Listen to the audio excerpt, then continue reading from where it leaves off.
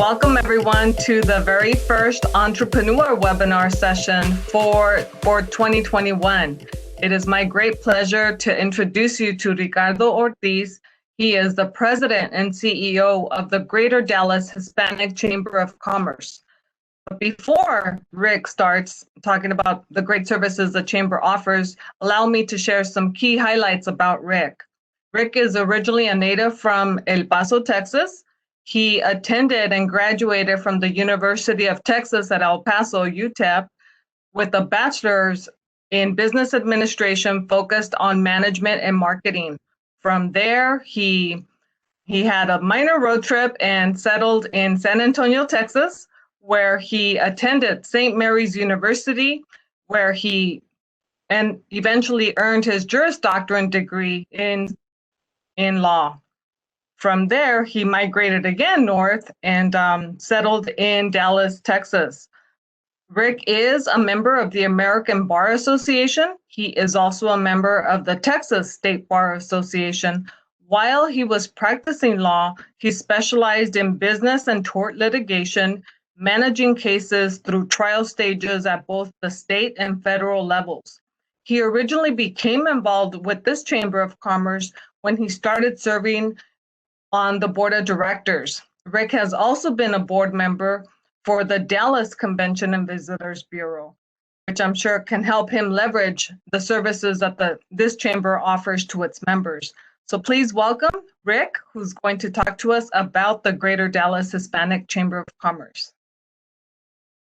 Thank you, Berta, and thank you, SED National, for this great opportunity and for all the work that you all are doing. It's a pleasure. It's an honor to be here and joining you here today. So and I hope that all of you and your families are doing well, staying safe, and during these challenging times. And a lot of virtual events. I'm sure we're all spending a lot of time in front of our computers, but I'm looking forward to this opportunity. And as you can see, our slide presentation is up, and I promise I will not take too long so that we can have a lot more time for questions and engagement. I know that people will probably want to have some questions and hear some stuff.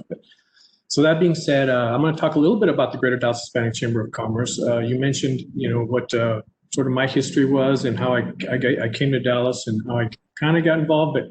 But really, I'm sure that some people may have heard you talking a little bit about my education and work background. They're probably wondering, how in the world did he end up in that role? And that is one of those that you plan in life.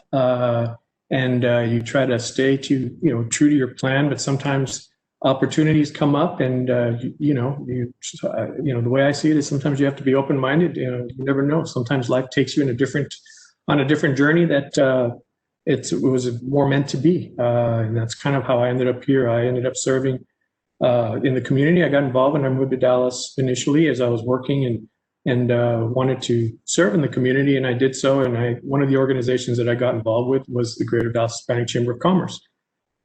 First as a volunteer serving on committees, and as the opportunities, as I got more involved and got to know more of the organization's leaders and partners and how they operated, I became interested in serving on the board of directors, and I was able to be nominated and got on the board. That was back in 2008, and by 2009, I got involved in leadership, and I ended up being chair ultimately of the organization. And I had a lot. There was an opportunity for me to learn a lot. There was a lot of transition, a lot going on in the country. We were going through some financial crisis, and so an opportunity came up for me to take on a bigger role within the organization, and I did so. And fast forward a couple of years later, and as they were transitioning, looking for somebody new, they just the opportunity came up for me to take on this role, and I gladly accepted it. And it's been an honor, and I've always enjoyed doing the work that I do. And that was going back to 2012, so I've been doing this for a few years now, and it's been a very I wouldn't trade it for anything else. So it's been a pleasure for me to serve, and hopefully that gives a little background to how I got here for anybody that's asking. That being said, I'm going to ask that we go to the next slide, please. So about the organization. For anybody that's not familiar with the Greater Dallas Hispanic Chamber of Commerce, I encourage you to learn a little bit more, because the organization has played a key role especially here in the Dallas Metroplex area that has been really going back a little over 80 years, going back to September of 1939, when a group of 11 men and one woman met at a restaurant in Dallas, known as El Phoenix, with the idea of creating a new Mexican Business Association. Their vision was to develop, promote, and protect Mexican businesses in the greater Dallas area. And the mission was to ensure the advancement and economic growth of the Mexican business community. So it was really about opportunities, access to opportunities, but really starting with advocacy. And I'll tie that back into where we are today. And then fast forward to the vision and the mission articulated by them, and really to help change conditions for themselves, their families, and the community. And as time went on, more members, small business owners, and grocers in Little Mexico and West Dallas began to take part in meetings, and they were initially in Spanish, and they discussed such matters as civil rights, cultural preservation, and most importantly, collective buying power and business growth, recognizing that that's not only increasing opportunities, but also increasing influence and access to more opportunities. So next slide, please. The Greater Dallas Hispanic Chamber of Commerce, throughout those several, 8 decades of time that has been impacting the community here and playing a key role as an organization, really across the country through partnerships and stakeholder partnerships and relationships. But the organization has obviously been involved in a part of the United States Hispanic Chamber of Commerce as a member, a longstanding member. We've been nominated and received the award of for an unprecedented 6 times, the large chamber of the year. Also in Texas at the state level, Texas Chamber of Commerce Executive Small Business Award for Best New Chamber of Commerce Program when we launched one of our programs back in the mid-90s. Also Texas Chamber of Commerce Executives Community Development Award in recognition of the design and implementation of the Best New Chamber of Commerce Community event in Texas for what we had at the time was Viva Dallas. It was a business expo. And then also there was a state level award recognition for a program in Texas for the Greater Dallas Hispanic Chamber of Commerce International Business Summit that we were doing at the time. And as well as for those of you that are familiar with Texas Association of Mexican American Chambers of Commerce, the TAMAC here in the state of Texas, received that Chamber of the Year award as well. So that the organization has been recognized for its many accomplishments many times over because of really a lot of the great work that's being done. And that's really what kind of attracted me is the programs and these initiatives that really impact the community and have made a difference in people's lives that you can actually see and take up part in. Next slide, please. Who are we? Well, just a little bit about our current organization's makeup, our leadership today, what that looks like. As you can see, we're made up of a pretty diverse group of board members that are leaders, and we thank them for their service, made up of partners from our corporate partners, as well as from some of our nonprofit partners, as well as some of our small businesses. Obviously, those are the ones that we're here to serve and represent. We have a majority of them are Hispanic-owned business owners that serve on our board, as called by our bylaws. And so you can see it's a pretty good group of corporates, from Texas Instruments to Wells Fargo, all the way down to some of our entrepreneurs like Southwest Packaging and GSR Andrade and several others. And it's a pretty diverse industry as well. Our staff, our hardworking staff, there's 6 of us. As you can see, if you didn't know that there were 6 of us, you probably think there was a whole lot more, given all the work that they have to take on and the responsibilities that we take on. And I'm very proud of all the great work that we do and all the support that we provide to a lot of the small businesses here in the region. Next slide, please. So what do the benefits of the Greater Dallas Hispanic Chamber of Commerce? What would a member what would they want to know about us, and why would they want to join us? Well, let's start with, if you're a business owner and you know about advocacy and what that means for you and your business, then obviously you're going to want to get involved, because advocacy is how we started. It's what we continue to do, and it's still at the core of what we do as a priority on the front end of everything. And it's also what helps us, develop and put in place programs to help support businesses based on what we're seeking as advocates. And what I mean by that is, when we're out there asking for more opportunities for many of our members, the small businesses that are typically certified minority-owned businesses that are suppliers or contractors or many others that are looking for those opportunities, we want to advocate on their behalf to ensure that there's equity. When some of our public and private sector partners are awarding contracts, we want to make sure that it's reflecting the makeup of the community from an equitable standpoint, and obviously what happens and challenges that come up many times if the businesses are not ready, or they're, because it could be that it's not that they're not trying to award to our community, to our members. It's that maybe there's an issue on the side of the business where they're lacking capacity or something along those lines, or an understanding of how to do business at that with those particular types of entities and such, because there are certain protocols, requirements, laws when you're dealing with public sector to understand it in depth. And so you need to make sure that you're familiar with all that, just to be considered and be part of consideration for a certain type of contract and an understanding. So that's what we do. Is we advocate on the front end, and we support them on the back end to ensure that those challenges we can at least try to alleviate as many as we can up front, so that they're put in a position to where they're at the very least considered. And then also it's important because there's strength in numbers, and the more of us there are, the louder our voice is. So not only do we look to bring in small businesses that we can support and advocate for, but also we look to our partners in the community, and from corporate partners to our chamber partners.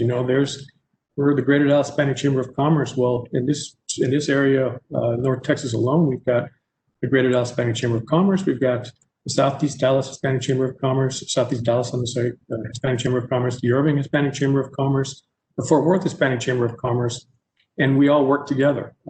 We even have the Regional Hispanic Contractors Association, which is a large organization made up of our many contractors that are Hispanic-owned firms here in the region, and that actually started off as a committee of the Greater Dallas Hispanic Chamber of Commerce, and it's really blossomed given the growth in the construction industry and for the opportunities for them. So yes, we all work together, and we all come together when it comes to advocacy, and especially during these times. I included some of what our public policy priorities look like in terms of what we do, support legislation policies at all levels of government, but also to ensure that for instance, when the pandemic hit, we came together at the local, regional, state, and national level. As you can see from I included some of the letters that we joined on certain key advocacy initiatives, that some of which were led by the United States Hispanic Chamber of Commerce and Ramiro Palacios, and we thanked them for their leadership during the pandemic, during these challenging times, as well as you can see, many of our local and state Hispanic Chamber of Commerce's partners came together on several other initiatives. And so we always look to work with our partners to come together and really increase the number of voices that can be heard. And so that the more voices are heard, the more people realize that it's not just a concentrated issue, but it's a broader issue that's impacting our community. Next slide, please. And I talked about on the front end advocacy and how we are able to really look to help increase and help open doors and seek not just diversity and inclusion, but also really looking at it from an equitable, from a race equity lens. Equity is equitable use, and it's an opportunity that's reflecting the community, the broader community. But on the back end, it's our programs really that really set us apart in terms of what we do, and a lot of it is tied to what the issues are around us. And one of the key programs that we launched as a result of COVID-19 back in April of 2020 was our COVID-19 Small Business Support Program. And really, once we knew that pandemic wasn't going away anytime soon, we obviously began trying to understand what the challenges were for the businesses that we serve based on the circumstances around us. And, we knew what the challenges were before, and then, but now we were facing new challenges. For one, we had to pivot. We had to, all of a sudden, our response involved becoming virtual, transitioning to that when we've pretty much done everything in person. So we had to learn that as a team, as an organization. But then we also had to help facilitate that and help work with our members in our programs and in the work that they do, because one of the challenges many times that our communities, businesses face is a technology challenge, also a language barrier. So there's how do we help bridge those gaps, those areas where that they're preventing these businesses from seeking or growing or continuing to operate from one day to the next. And those were those early days were very, very tough. And I'm not saying things are much easier now, but it was trying to understand, we didn't have any answers. We didn't know if this was going to be a 1 month pandemic, a 2 month, or a year or 5 years. And now we know that it's at the very least today, we know that this is something that we have to incorporate as part of our strategic thinking now, as opposed to a temporary issue. And so what we've done is we've worked with our businesses, done focus groups, but also really launched a COVID-19 small business support program. And for those that are familiar with technical assistance and what that means, is really sitting down with our businesses, and we have some great team members that sit down with them one-on-one and really try to understand what the challenges are and help. And then this is the other great part about having partners, is identifying resource partners as part of the broader ecosystem that could really support them based on what those challenges are. So whether it's access to capital or trying to transition or pivot into a new area when as a result of what's taking place around us in the pandemic.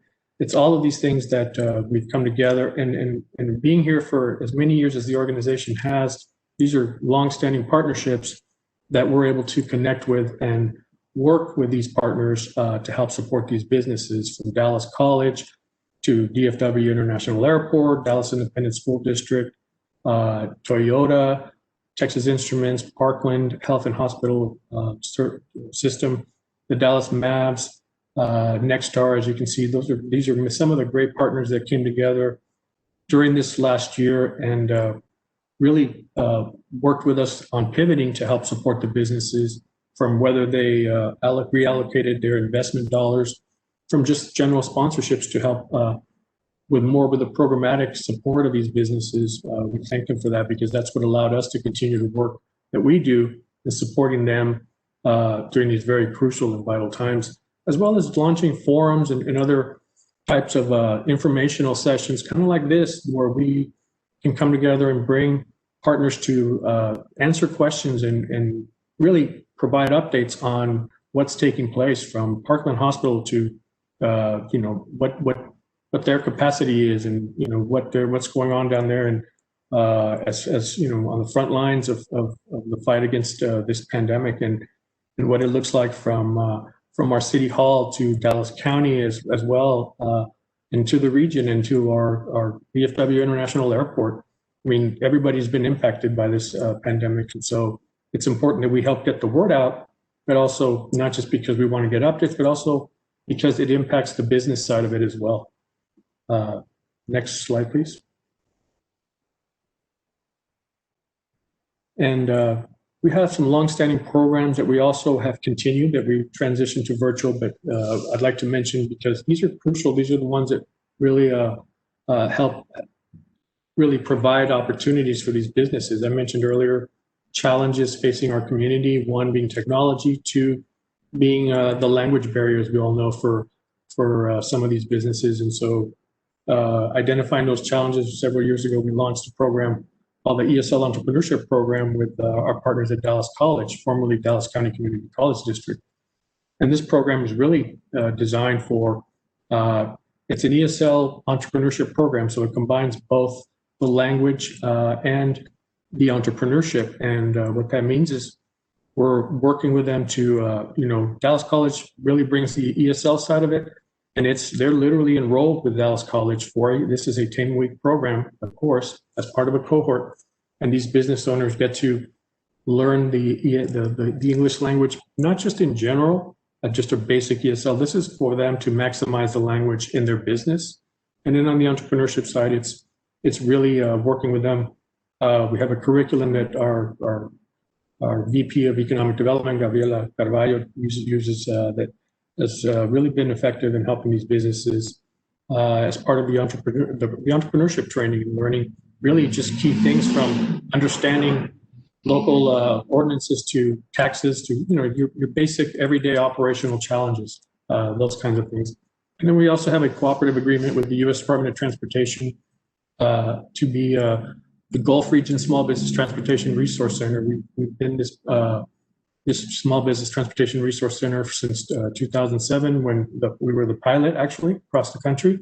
We're one of 12 across the country regional centers. And this is another area where, as we know, there are a lot of opportunities and a lot of funding that goes into infrastructure and transportation, construction, heavy highway, and there's a lot of funding that comes from the U.S. Department of Transportation. So this particular cooperative agreement provides really an opportunity for us to help support businesses, to help really increase their opportunities for getting some of these contract opportunities at the state level or local level as the funding comes to the Department of Transportation, TxDOT or others through the city and others.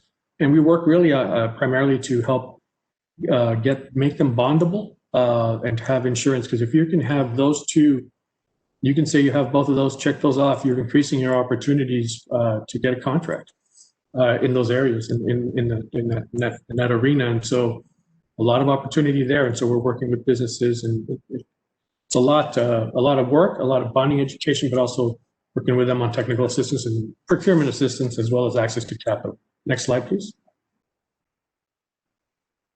And then obviously we have our events. What chamber doesn't have their events? And let me just say that we are the Greater Dallas Hispanic Chamber of Commerce. There's a local Hispanic chamber for many of you that are across the country. I'm guessing you're probably going to find a Hispanic chamber at your town and your city.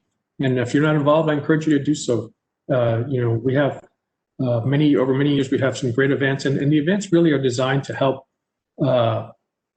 highlight the success stories. That's what we do as an organization. We want to not just advocate and support and grow, but we also understand it on the back end of all of that is going to be the success stories to show what all the fruits of the labor have been. And that's so we have Quality and Excellence Entrepreneur Awards, luncheon, obviously, and this being a key national Ser Mujer initiative. I want to mention that we have La Cima Latina Leadership Awards luncheon, and that's something that has been instrumental in really a signature event for us to highlight Latinas in business and in the community for all the great work that they're doing.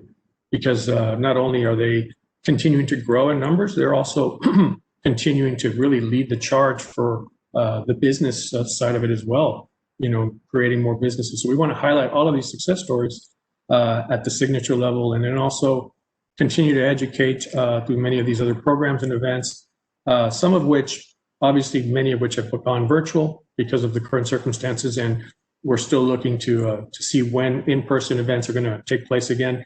So we're keeping tabs on all that, but in the meantime, everything is virtual. Next slide, please. And I mentioned the two signature events, Quality and Excellence, which recognizes the business owner success stories, La Cima, which really is the premier event in North Texas that recognizes and honors Latinas who have made significant and positive contributions to our community while establishing themselves as leaders. And trust me, there are more than we've been able to recognize, and we hope that we obviously continue doing this because it's been a great program, a great opportunity to highlight all these success stories. As being somebody that was raised by a single mom, a Latina, and I saw the challenges that she faced every day as I was growing up. And it's great to see that hopefully we continue to see more opportunities for Latinas in our community and across the country.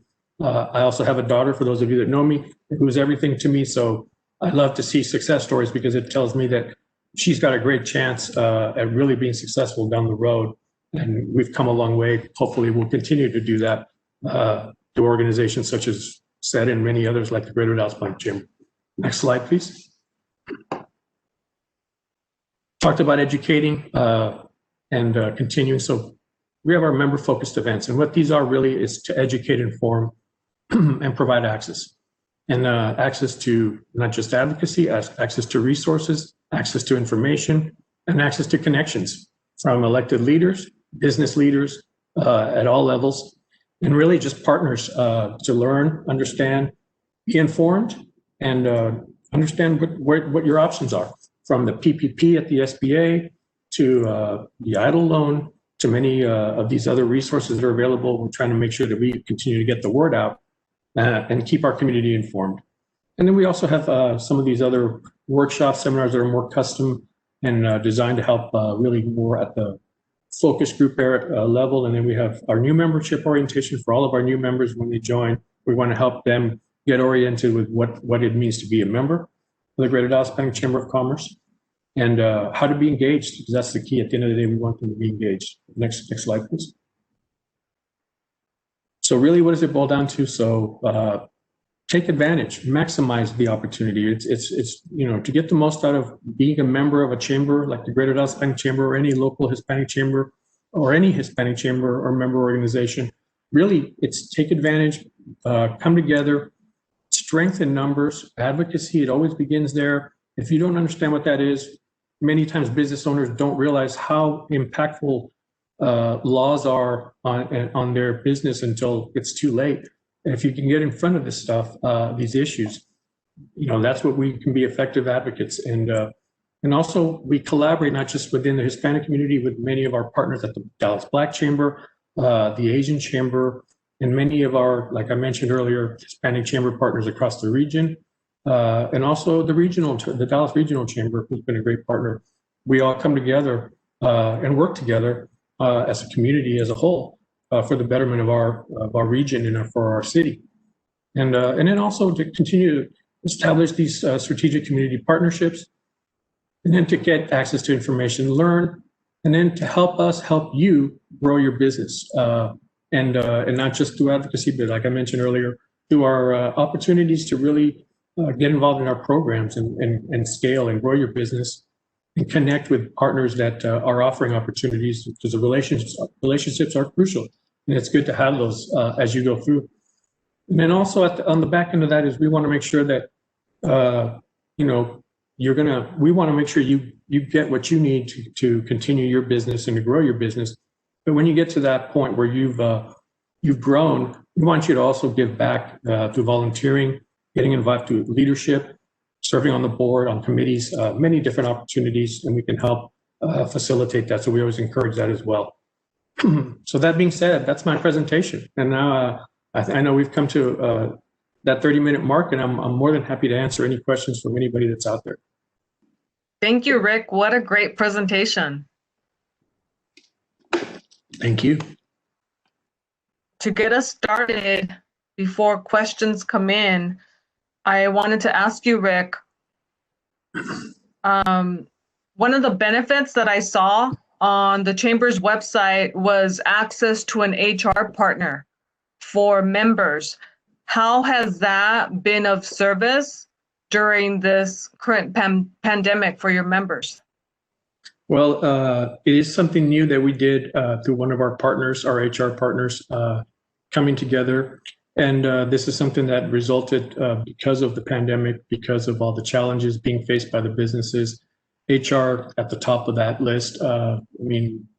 We all, in the business side of it, for those of you that are business owners and those of you that are involved in the operations of the business and understand that there were a lot of different things taking place, a lot of changes evolving, and we were helping to educate with it, like for instance, Texas Workforce Commission, and as things were taking place and the funding's coming from the U.S. from the federal government to help support and provide resources. We're also learning that those funds are not just going to the businesses through SBA loans and other relief opportunities, but also they're going to state and local government to help provide support through that way. And so that created new programs and initiatives that from an HR standpoint, people needed to understand and learn about. And so many times it's not just one seminar that's going to get people informed, but also it's having an HR partner that understands it's in their business to really to do that business and to be the experts in that business. And so many times business owners are just looking from one day to the next to make sure that they're staying afloat during these times. And so it's very hard to go and surf the web looking for these different websites to understand what options you have for furloughs or for your employees and things like that. So we're learning it too as an organization. So it's best to have partners that are experts in those areas. As they learn it, they're able to help inform and educate our members. Thank you, Rick. Now, you shared a little bit about the different industries that the Chamber has as members, but can you share with our audience what type of industries are currently seeing an increase in demand in their services currently? So that's a great question because, and it's a weird thing to say, to say that there are some businesses that have actually, I don't want to say benefited from the pandemic because it doesn't sound right, but that they've, we've all heard people say pivot, right? And so there are some businesses that we've seen that from our community that have been able to pivot into something that complemented what their core offering or service was or is. And they've been able to grow and scale exponentially. And for one,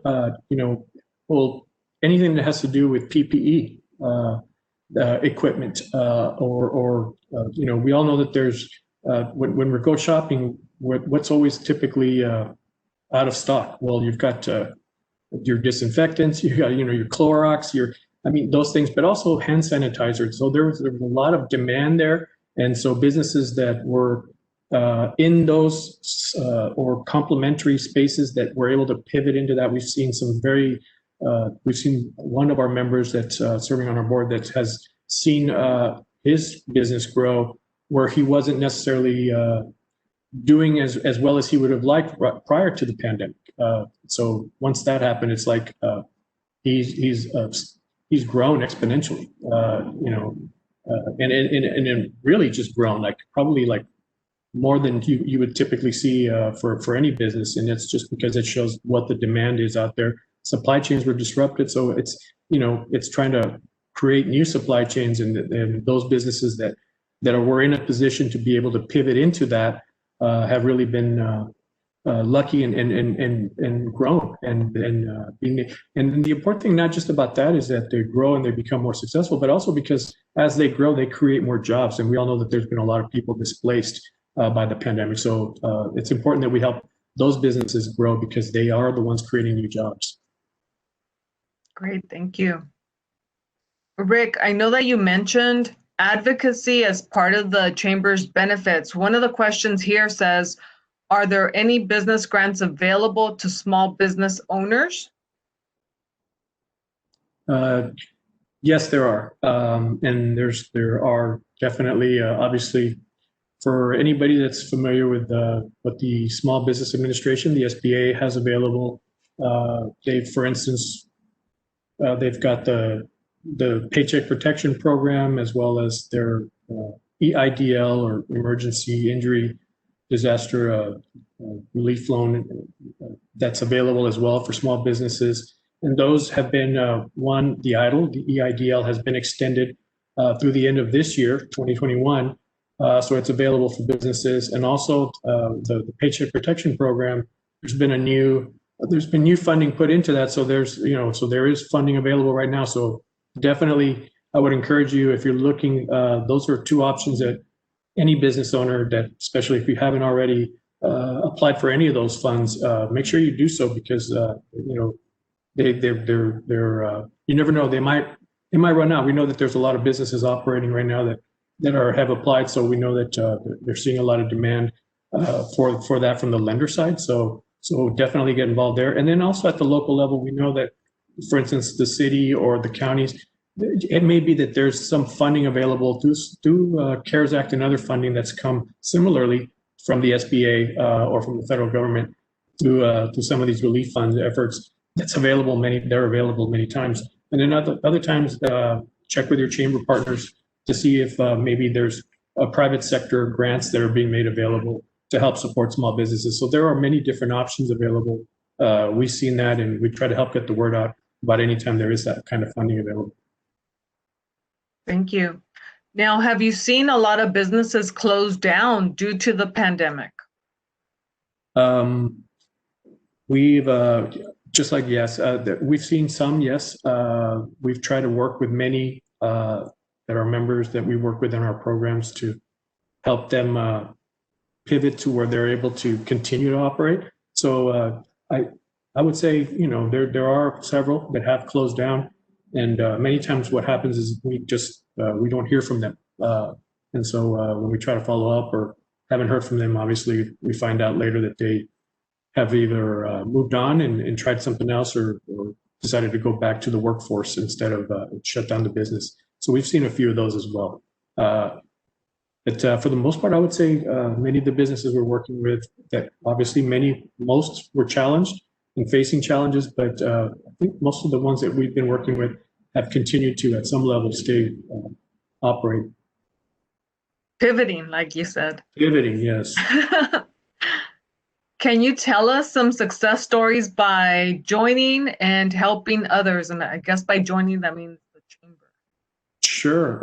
I could talk about several of our program members that have been successful. I talked about one of the businesses, and I'll mention his name. It's Southwest Packaging. It's been a great success story. This is a small business member that I would say reflects what I talked about, sort of the life cycle of being a member, starting from getting to, you come to the chamber, you get involved because you're needing support, you're needing access to resources and programs and what the chamber has to offer. And you take advantage of those opportunities because that's what it's there for. And you graduate from programs. We've had several different programs to help build capacity for these businesses. And then you start to grow your business and you start to look at opportunities and then you get involved. And what we talked about is it's sort of that giving back, getting involved for this business owner, Southwest Packaging, I mentioned. He's giving back. He's been a great leader on our board of directors now, serving as an officer, serving 2 terms on our board, and just being somebody that's been a key leader in our community now. And it's funny, he'll mention that he didn't think about that prior to getting involved with the chamber. It was really just he got involved because he didn't think it was he thought it would be more interesting than the accounting course he was going to take that he thought he needed to help his business, and it turns out that he needed way more than that. And so that's just one of many success stories that we can talk about. Oh, that's great. It really sounds like a village of support among members. Absolutely. The same concept as it takes a village to raise a child, really it takes a village to support each other, especially when they're like-minded. And I would imagine that with a lot of the businesses that are your members, just being involved helped them to expand their network, especially when the pandemic hit. Absolutely. Because they were not alone. Along those lines, Rick, how many members does this chamber have?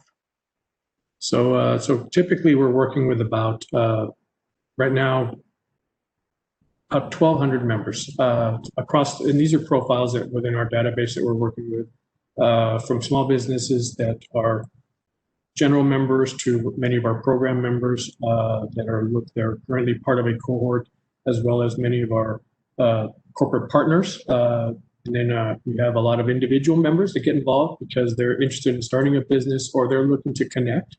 And then also we have nonprofit partners from the community that get involved because they are great resource partners or they're looking to also engage with the business community, especially the Hispanic business community, and many that want access to the Hispanic business community. And I'll even add one question to your question.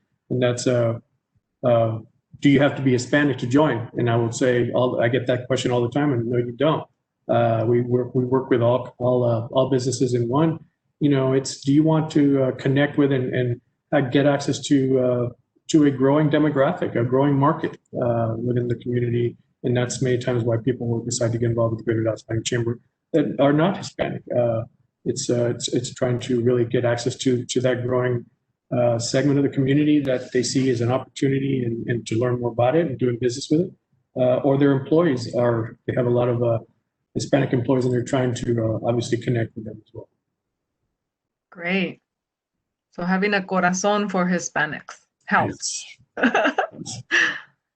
What is the cost to join the chamber? So depends on what level you join. Anything from $150 a year to $1,500 a year, depending for small businesses, individuals to small businesses.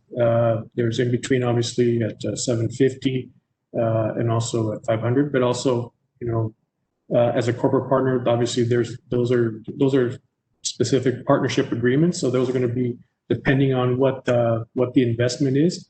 But for the most part, if you're an individual, you're a small business, you start at $150, and at the highest level, it's going to be $1,500. Okay. How important is knowledge of law in business formation and ongoing business operations? Very, and that's one of the things I mentioned earlier. It's if you have that knowledge up front, it helps you because you don't know what you don't know, and sometimes if what you don't know is something that relates to a law that is actually something that maybe you're breaking because you don't know as you're operating, those are key things you need to know. And also, there are barriers created by regulations and such. If you don't know, how are you going to know how to work to address it through advocacy? So yes, it's very crucial. And if you don't, and if you're not, and that's the great thing about joining a chamber too, because we don't expect people to sit down and follow every congressional bill as it works its way through, and recognizing how that may impact their business, because you may not recognize it until it's too late. So it's always when you get involved with the chamber and get engaged, that's at the very least, that way you can get informed, because it's our job to do that, to identify and work with our partners to ensure that we're not just identifying but advocating on their behalf. Great.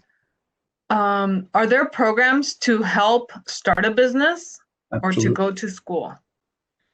Yes, there are programs to help start. In fact, that's what our team has started primarily doing from a programmatic standpoint. We were the pilot program back in 1994 for what's called a Business Assistance Center. It was funded through HUD, through the federal government. It was through local entities like the city of Dallas that we had a partnership with. And it was a program designed to help start small businesses for underserved communities, members of underserved communities, Hispanics being primarily the focus area in our community that we were working with. And that was where we really sort of got our feet wet in terms of programs that were capacity building, but really starting to help small businesses not just start a business, but help create a job through self-employment, and then scale to create new jobs for others in the community. So that's really how we got involved in that. And really, a lot of times success is measured by outcomes tied to job creation. So scaling means beyond just revenue. It's how many jobs you create for our purposes. Thank you. Is funding for nonprofit the same as businesses? And do I need to be in Dallas in order to apply for funding? If I understand the question correctly, yes and no for the nonprofit funding. So we operate just like any business. We're a nonprofit because that's what we've been designated as. Nonprofits have been designated that way by the IRS, and I don't want to obviously get into all the details on that, but that is tied to the tax, whether or not you're exempt or non-exempt from a tax standpoint. But as from an operating standpoint, we operate just like any other business, making sure that we provide the services and sponsorships. That's really, we have transactions to make sure that we operate that way. But then we also have grants and contracts that are a little more unique to nonprofit organizations. And so that's why I say yes and no. Yes, we have general dollars that is general revenue for us from the standard business of the chamber, but also we have unique grants and contracts that are really more for just nonprofits, specifically like ourselves as chambers or 501c3s, if you're familiar with all of that. Yes. Are they dependent on being in Dallas? And I guess maybe that's the question I'm not too familiar with. So if you're looking at this, you can apply for any of those funds anywhere you are. It's just a matter of whether it's available or not to start out. If you're looking to get involved with a nonprofit, grants are always a good place to start. If it's a chamber of commerce, obviously you're looking to help bring in members. So that would be general revenue. Sponsorships would be general revenue. So that's really more dependent on. You could do that anywhere across the country. Custom grants and stuff. Many of our grants are probably going to be either national or at state level. So you're probably going to see some of the same funding that's nationally available anywhere across the country. So I hope that answers the question, if I'm understanding the question on the funding. Perfect. I think we have gone through the majority of the questions. Final call for any additional questions. Rick, as part of the advocacy for your chamber, do you all get to participate in the U.S. Hispanic Chamber of Commerce events? Absolutely, yes, we do. We took part in the virtual conference that took place this last year. They went from obviously in person. They combined two events. They have obviously one that's geared towards legislative, which actually is coming up again. That they brought that one, and their annual conference. They brought those together last year, obviously because of the pandemic, virtually. We have a great partnership with them. Ramiro, he's from Texas, so he's from San Antonio. So he's the president and CEO of the United States Hispanic Chamber of Commerce. So we do work with them, and he's been great to work with. He's got a lot on his plate and his team too. But we thank them for all their work, the hard work that they're doing at the national level, and really just helping to provide access to many of the different national resources and opportunities for our members. Really, we work together. They work really well with us at the local level, and we work with them at the national level. They keep us informed, and we help them understand what the challenges are for the businesses we serve. A question here is, are there national memberships for a company that has more offices in the U.S.? So anybody that, for instance, if you're looking to get involved with the Greater Dallas Hispanic Chamber of Commerce, we don't have like a national membership, but our membership isn't just local either. In other words, if you want to become a member, and obviously you have a location in the region or an office in the region, or looking to get involved in the region, we definitely want to make sure you get involved and help get you engaged.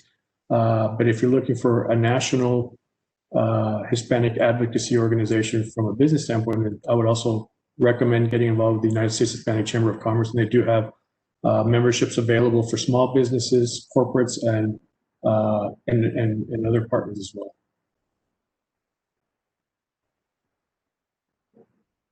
Are there any other services that you can expand upon that the chamber offers its members? So we talked about many of the different programs. We talked about the different. So for us, services is really providing access, right? So we do access to programs, events, whether it's networking events and access to programs that help build capacity or there's also we do provide access to serve on committees and other opportunities to volunteer through those memberships and partnerships. But as far as like your day-to-day services, we don't what we do is we work through our partners and our members. So we try to like broker opportunities that maybe partners have available as they serve as a resource partner that make available for the small businesses. And I hope that answers the question. Like we don't provide accounting services, but we have members that do. So we try to connect members to other members on that. Great. Rick, during your presentation, you discussed having the opportunity to help businesses build capacity when they are pursuing subcontracting opportunities. And so is it typical for companies to receive feedback on their submissions so that they can improve upon them? From the partners that we work with, yes, it is. And if we're talking local government or other regional or quasi-governmental entities, definitely ask for that opportunity to get that information on why, if you didn't get the contract, why that was the case, to get that feedback. Definitely, I would encourage you to do that. And I know our partners are very good about making sure that they will make that available to you. And most of the local government partners they all have that opportunity, really, because it's these are taxpayer dollars, and obviously you want to know obviously that there's transparency, but also you want to get that feedback. That's crucial to have. So yes, definitely. When is your next event? So we have several events. In fact, you know what we'll do? We'll send you our calendar of events that's coming up. I know we have our virtual board installation. We have our new board. I in the slides, and obviously you guys can make that available to anybody that would like to get that access to those slides, so you get to sort of understand who our board members are. But also we'll be introducing them officially at the board installation next month. But also we'll have several other events and program opportunities that are on the calendar. So we'll make sure to make that available to SEG National so that you guys can pass it on to anybody that would like that information. Great. Thank you, Rick. And the great thing about virtual too is you don't have to be in the region or in the city, like you can be anywhere. So if you want to get involved. So for anyone that's interested in starting a business, Rick, what advice do you have to give them? Understand what the market looks like. Do an assessment. It's always, many times, and so a lot of times businesses, small businesses is the ones that many times we encounter are either they're family owned that have been passed on to generation, or they're many times the businesses, a lot of the startups that we work with, it started because but they didn't know what they didn't know getting into it. Maybe they knew something I know how to cook. And we're not saying don't do that, but we're saying there's a lot of opportunity in terms of partner opportunities that are available that we're always advocating for suppliers and contractors. There's a lot of opportunity there that many times our community is not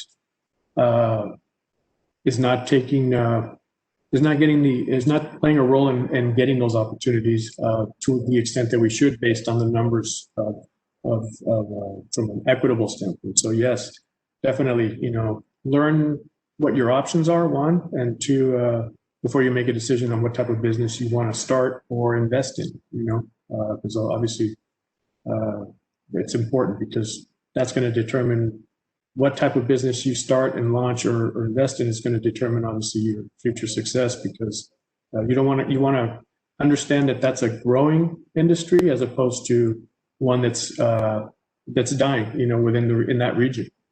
What the market conditions look like and what the projections look like will determine your success down the road. Thank you, Rick. Well, this has been a very inspiring conversation, very enlightening.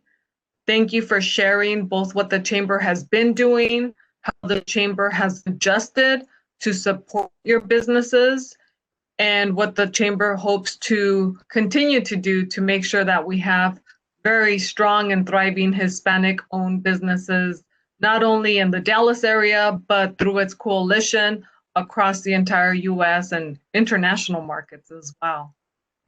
Thank you so much, Bertha, and thank you to SEG National for this great opportunity, and thank you for the work that you all are doing in the community as well. And it's been a pleasure, it's been an honor, and I hope it's been good information and relevant to the people that have joined today. And I'll make any of that available, obviously, to you all, for you all to distribute if you'd like, as well as the calendar, like you said.